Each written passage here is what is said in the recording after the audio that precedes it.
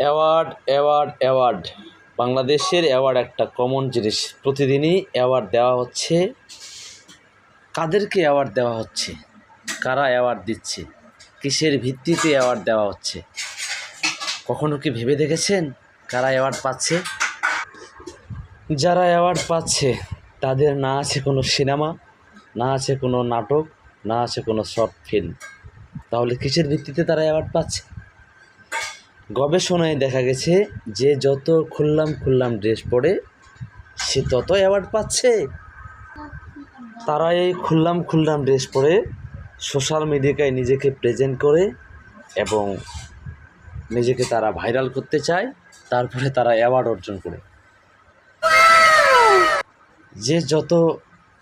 যে যত বেশি পরে খুল্লাম ড্রেস, তার দিকেই বেশি ঘুরে ক্যামেরার সেই লেন্স।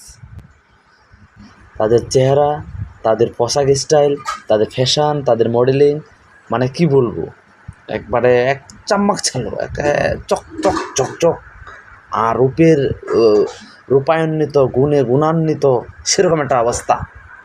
তবে তাদের মূল মন্ত্র, মূল অস্ত্রই হচ্ছে খুল্লাম ড্রেস।